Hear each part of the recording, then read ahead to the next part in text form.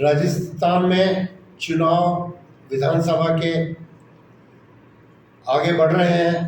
अभी जयराम रमेश की press conference होकर हटी है। उसके बाद हम आए हैं सरस डेयरी में।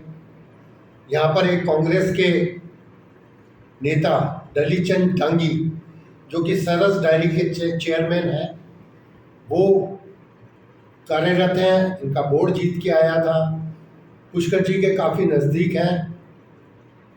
साथ में सरस डेयरी के एमडी चुंडावत साहब भी हमारे साथ हैं। चुंडावत साहब पूरी तरह से डांगी साहब को इनके कार्य में हेल्प कर रहे हैं। सरस डेयरी कुछ अपने नए प्रोडक्ट्स लेके आई है। सरस डेयरी दीपावली पर किस रूप में काम कर रही है उसको हम जानने आए हैं। डांगी साहब और चुंडावत साहब, आपका हमारे चैनल पे स्वागत है। अभी हमने सरस डेयरी में नया प्रोजेक्ट चालू किया है, जिसमें कुल्फी, मावा और पेड़ा, ये डीएमटी फंड से अभी नया प्रोजेक्ट बनाया है। उसमें कुल्फी, मावा, पेड़ा जो बाज़ार में अच्छी क्वालिटी का माल बिके, गुणवत्ता बढ़े और अच्छा रहे। दूध आ रहा है हमारा, दूध जो बोलिए। तो कुल्फी, मावा, पेड़ा ये चीज़ें, और पहले से हमारे यहाँ लस्सी, छाछ, पनीर, दही, घी ये तो पहले से बन रहे हैं। और हम दीपावली पे ये नया लॉन्च किया है कुल्फी, मावा, पेड़ा, और अच्छे से बाज़ार में बेचे, क्वालिटी का बेचे।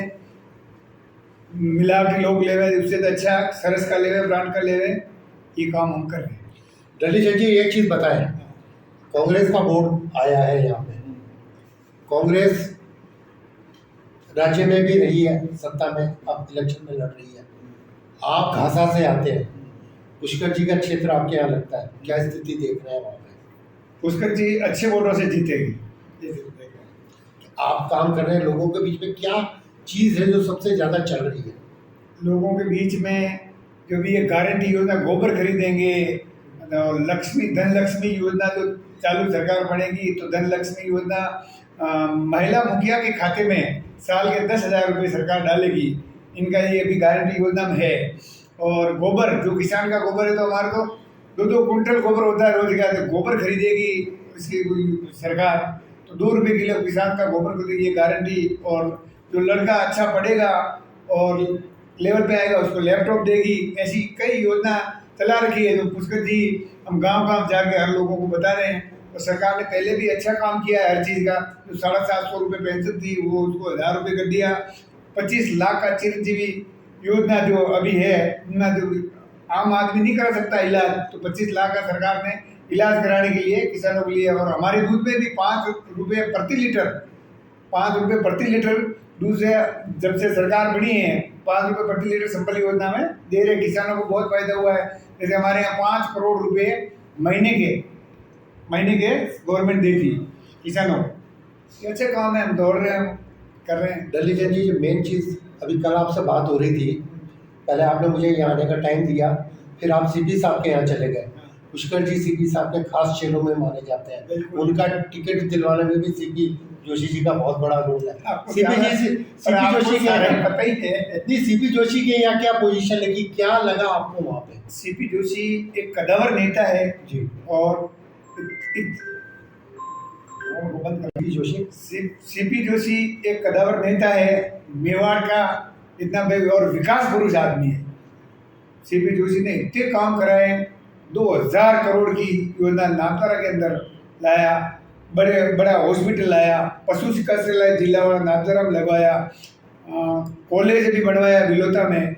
सीपी जोशी तो बहुत बड़े नेता है, लोगों को दिलों में बसे हुए हैं। हर घर घर एक कार्यकर्ता, उनकी जानकारी में एक कार्यकर्ता, और उनका अच्छा वर्चस्व है, लोगों के अंदर अच्छा काम कर रहे हैं। सीपी जोशी आराम से जीतेंगे, 25-30 हज़ार वोटों से जीतेंगे, कोई दिक्कत नहीं। उनके सामने महाराज आए हैं। महाराज है तो मेवाड़ के महाराज है, अपन सबके महाराज है, वो मेवाड़ के राजा है। उसको तो पहले से हम मेवाड़ के राजा मान रहे हैं, और आज भी राजा है, वो हमारे लिए सर्वप्रिय है। लोकतंत्र में ये तो पार्टी की लड़ाई है, लोकतंत्र में मेवाड़ के राजा को पार्टी को उतार दिया है। बाकी सबके लिए मेवाड़ के राजा है, वो तो सबके लिए आज से क्या, पहले से ही राजा ही है। उनको तो कहा चुनाव की वो बात हो रही थी, पहले तो मेवाड़ के राजा अच्छे, वो भी पार्टी ने उतारा है, वो भी दौड़ रहे हैं, वो भी हमारे लिए सर्वप्रिय है, उनके लिए हम गलत बात नहीं करते हैं। ये सब वो भी कर रहे हैं, दोनों के चल रही है टक्कर। लेकिन सीपी जोशी लोकल नेता है, पकड़ उनकी अच्छी है और गली गली में, इसलिए सीपी जोशी। एक चीज बताएं रविचंद जी, सीपी जोशी पिछली बार एक वोट से आ रहे थे, इससे पिछली वाले इलेक्शन, और तब ये माना जा रहा था कि वो मुख्यमंत्री की दौड़ में है अशोक गहलोत के सामने। मेवाड़ में 5 मुख्यमंत्री दिए, हरदेव जोशी दिया, मोहनलाल जी सुखाड़िया दिए, शिवचरण माथुर दिए, हीरालाल देवपुरा दिए, माणिकलाल रमान है, ऐसे बहुत से नाम है जो बहुत अच्छे टॉप के लेवल पे नेता बने और चीफ मिनिस्टर तक गए। क्या इस बार आपको सीपी जोशी में चीफ मिनिस्टरशिप दिख रही है? बिल्कुल बिल्कुल, सीपी जोशी जीतता है तो राजस्थान का सीएम बनता है, और मेवाड़ की सीटें कांग्रेस के खाते में ज़्यादा जा रही है। कितनी उम्मीद कर रहे हैं मेवाड़ की, कितनी सीटों पर उम्मीद कर रहे हैं? मेवाड़ की टोटल सीटें कितनी? 32, 28 28 में से 20 सीटें कांग्रेस के खाते में जा रही है मेवाड़ की। जी। उदयपुर शहर और ग्रामीण को लेकर क्या? उदयपुर शहर और ग्रामीण को लेकर कांटे की टक्कर है।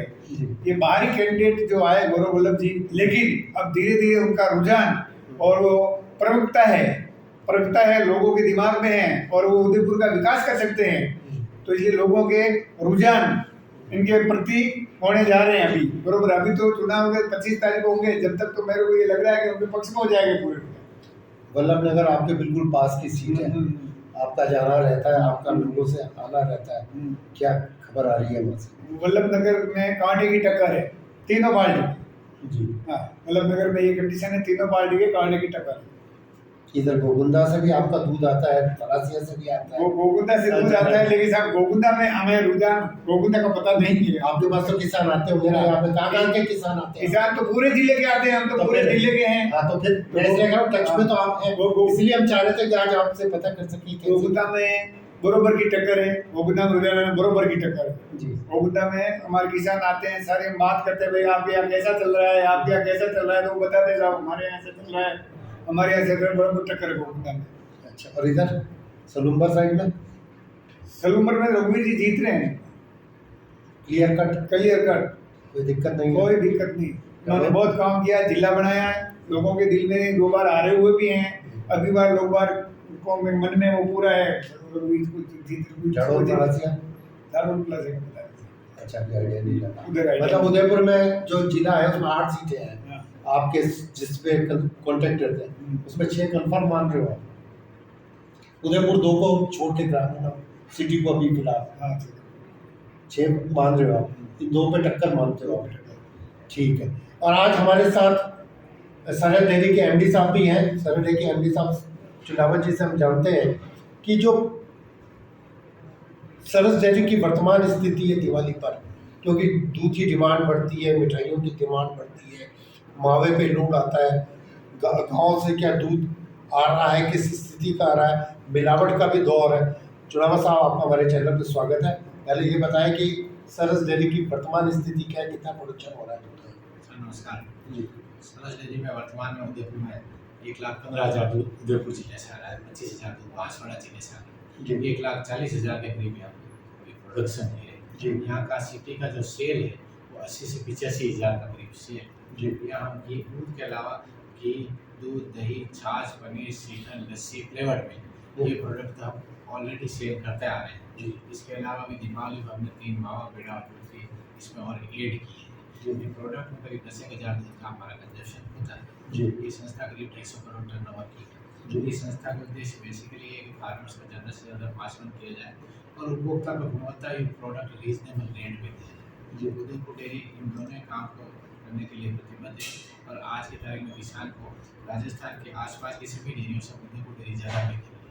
780 रुपये बस 5 रुपये हुकूमत की समझ योजना। आसपास की जो डेयरियाँ हैं वो करीब 780 बांसवाड़ा और आसपास ये सब देखें तो ये 760, 750, 770 तक से आगे डेयरी फार्मर्स को ज़्यादा से ज़्यादा पैसा दे रही है और उपभोक्ता का भी उदयपुर डेयरी पूरा ध्यान रख रही है कि भाई ये प्रोडक्ट इस बार दिवाली पे इसने लॉन्च किया कि बाहर जनरली दिवाली पे बाहर से आता है, ऐसा आता है, मिलावट ऐसे चला, तो इसलिए TAD के सहयोग से 1.5 करोड़ में हमने एक नया प्लांट एस्टेब्लिश किया और उस प्लांट में 3 प्रोडक्ट फ्रेश बनेंगे और गुणवत्ता को, अच्छा हमने इसको रेट बहुत रीजनेबल रखे हैं। आप बाजार में कोई भी मावे के मिठाई खरीदने जाएंगे तो वो 500 होंगे, तो ये हमने जो पेड़ा रखा है वो हमने 400 रुपये भी रखा है, ताकि रीजनेबल रेट पे गुणवत्ता ये प्रोडक्ट उपभोक्ता को मिले।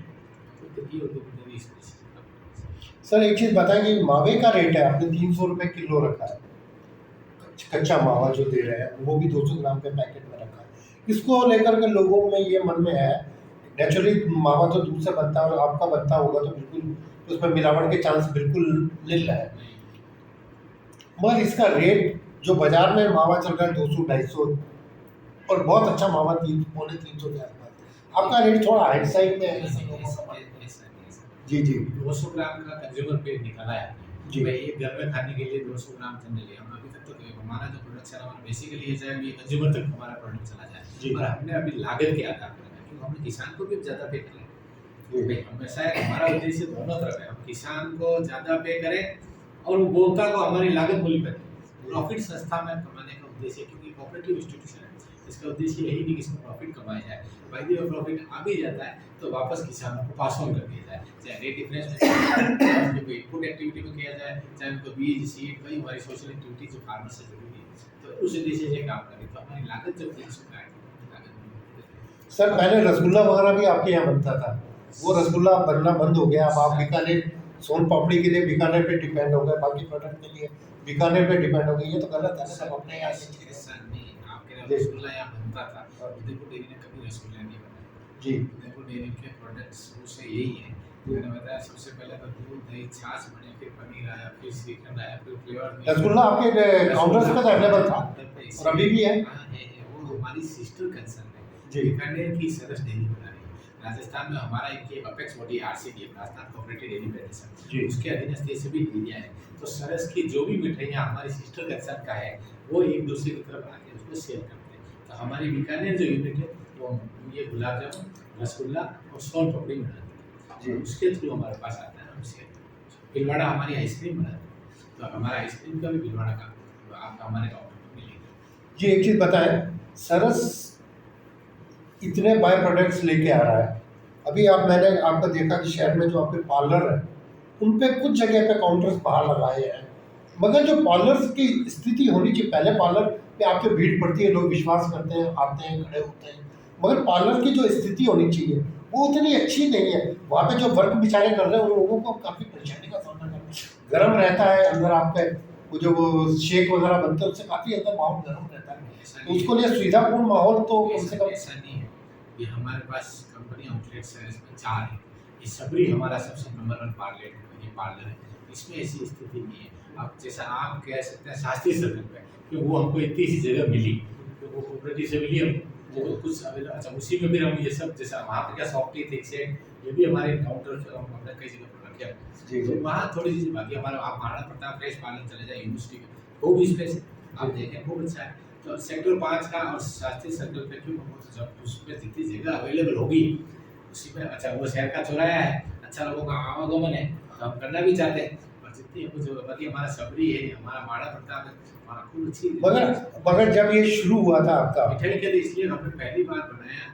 और पहली बार हमने कहा कि जनता को, बाकी तो हमारा काउंटर पर लोग ये समझते हैं कि यार ये तो दूध का काउंटर है, तो हमने ना थोड़ा सा अपनी प्रेजेंस शो करने के लिए पहली बार ये निकाला भी, इसको बाहर भी इसको दिखाया जाए कि ये हम मिठाई में भी उतरे। एमडी साहब उदयपुर पर्यटन का नगरी है, मेन चौराहे के ऊपर अभी जो आपका पार्लर लगा हुआ है सबरी पार्लर, ये जिस दिन लगा था, जिस दिन उद्घाटन हुआ था तब हम आए थे यहाँ पे, और उसके बाद ये काफ़ी समय तक बहुत अच्छा चला, अब चलता तो अभी बहुत अच्छा है, मगर उसमें जो एक सजावट होनी चाहिए जो एक प्राइवेट बिजनेसमैन करता है, वो जो चीज़ होनी चाहिए वो आपके किसी भी पार्लर पे प्रोफेशनल जिसको कहते हैं वो नहीं।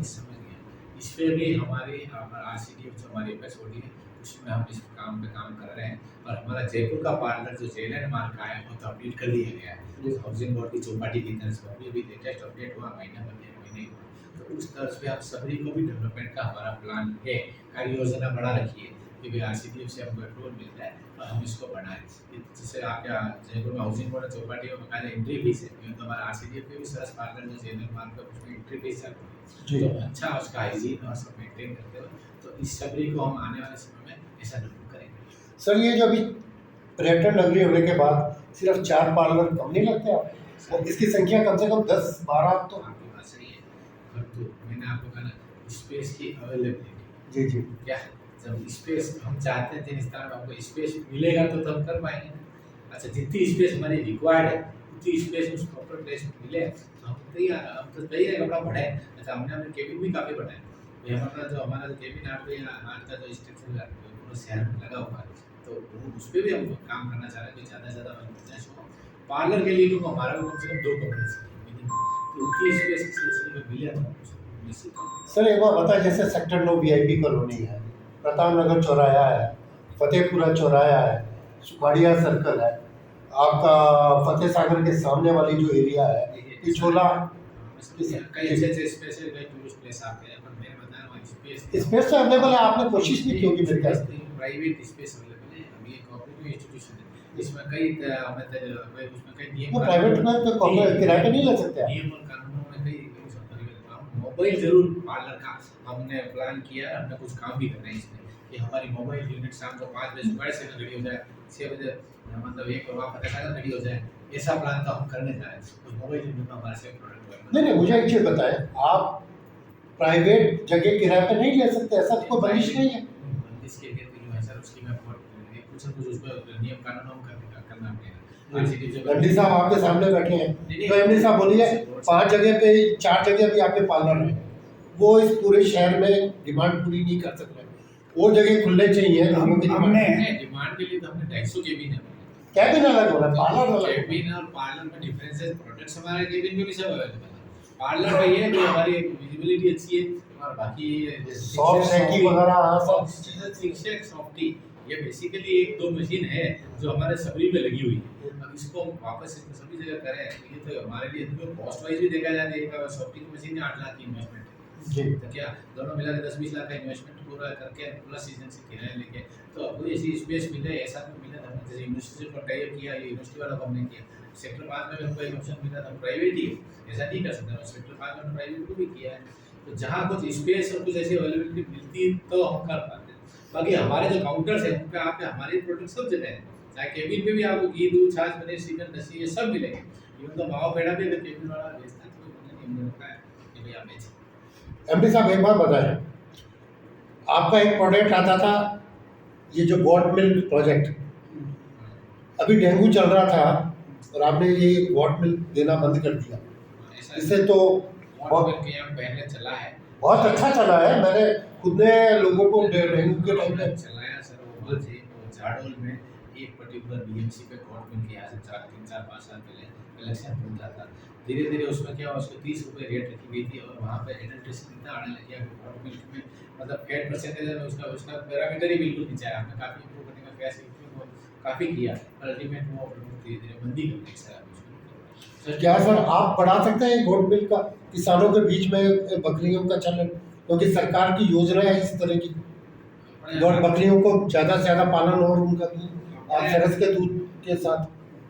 वॉट मिल्क का इसको ऑप्शन देखो, जहाँ बकरी जो तो कैमल मिल्क का भी काफ़ी चला डायबिटीज़ के हिसाब से ठीक है, पर ये वेस्टर्न राजस्थान में क्यों लेबरी जाति के लोग जो ज़्यादा हैं वो लोग बकरियाँ काफ़ी रखते हैं। तो मेवाड़ में देखा गया था कितना बकरियों का नहीं कोई कमर्शियल लोगों ने कहीं रखा हुआ, फिर भी हमने प्रयास किया और प्रयास में इसमें ये सस्टेनेबिलिटी नहीं बन पाई कि भाई ये नहीं बन पाया। फर्स्ट किया गया उधर के द्वारा कि भाई वॉट मिल्क का झाड़ोल में एक बीएमसी पे लगाया, उसमें लास्ट में ये स्थिति होगी 20 लीटर। अब उस 20 लीटर दूध को उस मशीन में ठंडा और लाइनों में रह सकता है, क्योंकि दूध को तो चिलिंग करना पड़ता है, चिलिंग मिला तो वो फट जाता है। तो कम से कम चिलिंग के लिए 150 लीटर तो दूध का है। फिर क्या हम कॉमर्शियल काम कर रहे हैं, हमको 500-700 1000 की क्वांटिटी तो हो 50 लीटर, फिर हमने कैनों से मंगाना भी ऐसा रुपये। अब कैन में भी वहाँ झाड़ू से हम 10 लीटर कैन में मंगाना ट्रांसपोर्ट में महंगा पड़े और उसकी क्वालिटी वैसी नहीं आए जैसे हमने कुछ इनिशियली चलेगा। सर एक चीज़ और बताएं एमडी साहब, मैं आपसे एक चीज़ और जानना चाह रहा हूँ। प्रोडक्शन की बात अपन ने कर ली, नए प्रोडक्ट्स आप लेके आ गए उसकी बात कर ली, मगर आपके यहाँ जो वर्कर काम कर रहा है, जो संविदा पे लगा हुआ है, जो ठेके पे लगा हुआ है, अब अशोक गहलोत से मेरी बात हुई थी कि उन लोगों को सबको परमानेंट किया जाए, ठेका नाम की कोई प्रथा नहीं रहे। इसको लेकर के आपकी सरस डेयरी क्या कर रही है, क्या सोचते हैं? और सरस डेयरी का अच्छा ऐसा कोई सर्कुलर आएगा तो निश्चित रहो। हमारे यहाँ भी वास्तव में जो कर्मचारी हैं कई पुराने बेचारे एम्प्लॉयज यहाँ लगे हुए हैं, हम अपने लेवल पे तो सैलरी में इंक्रीमेंट दे रहे हैं और थ्रू कॉन्ट्रैक्टर ही दे रहे हैं। या संविदा है तो वो जो कुछ संविदा पे है तो हमने भी इस चीज़ों को लिखा है आगे, तो वहाँ से कोई डायरेक्शन आती है तो निश्चित तौर पर इन विचारों को 10 साल 15 साल 20 साल से जिन्होंने अपनी ज़िंदगी में निकाल दी तो वो उनके लिए मददगार। क्योंकि ठेका कर्मचारियों की आखिर अब वो कहाँ जाएंगे किस एज में, उन्होंने सारी ये आपकी बात है जी। कि आखिर वो ठेका कर्मचारी संस्था से जुड़े हुए हैं और उनकी एज फैक्टर को भी देखा जाए, उनके लेंथ ऑफ सर्विस को देखा जाए तो उनका राइट्स। और दूसरी एक बात और मेरी नॉलेज में आई थी कि आपके जो ठेका कर्मचारी है उनका जो पीएफ को लेकर भी जब ठेका चेंज होता है तो पीएफ को लेकर भी डिस्प्यूट रहा है काफी। फिलहाल वर्तमान में कोई डिस्प्यूट नहीं सर, सबका पीएफ से इवन तो हर महीने में हम अगला पेमेंट तब पास करते हैं जब किसी का पूरा पीएफ का चालान आता है। उसका आपके पास आ जाता है पिछले जब भी महीने का आपने पूरा जितनी लेबर एसएफ का चालान जमा हुआ तो अगला बिल पास होगा, जी। कोई इशू। दिवाली का मौका है, चेयरमैन साहब क्या दे रहे हो किसानों को? किसानों को सबसे अधिकतम रेट उदयपुर डेयरी दे रही है राजस्थान में। आपका चित्तौड़ 750 रुपये दे रही है, पास में आपका बांसवाड़ा 750 दे रहा है, राजसमंद 760 दे रहा है, भीलवाड़ा जितनी बड़ी डेयरी है 760 रुपये दे रहा है, मतलब 7 रुपये 60 पैसा। उदयपुर किसी भी तरह की भी खड़ा नहीं, किसान के साथ खड़ा है। किसान के साथ उदयपुर में कई सोशल एक्टिविटी जुड़ी हुई है। यहाँ की बच्ची के जन्म के होने पर किसान 5000 रुपये डेयरी उसकी एफडी कराती है। 21 साल में जब वो मैच्योर होती है तो 50,000 रुपये डेयरी देती है। उसके बच्चों में अगर किसान किसी का बच्चे का कोई अच्छा डॉक्टर इंजीनियर या कुछ बनता है और उसको प्रोत्साहन के रूप में कुछ 11-21,000 रुपये देती है। अच्छा, किसान को कुटी मशीन अनुदान चेयरमैन साहब ने अपने बोर्ड में कराया कि भाई सबसे बड़ा चारा जो होता है ना अपने मेवाड़ में वेस्टेज हो जाता है, इस कुटी मशीन में चेयरमैन साहब ने भी 10,000 रुपये का मिनिमम आप इसको अनुदान दें और जब कुटी मशीन यहाँ से ले जाओ बांटा उसके डोर पे खड़ी होता है, मतलब हर किसान को जानवर का बांटा एट डोर, मतलब इस डेयरी की सबसे बड़ी खासियत है मार्केटिंग एट डोर। दूध उसके घर से उठाते हैं, बांटा उसके घर में पहुँचाते हैं।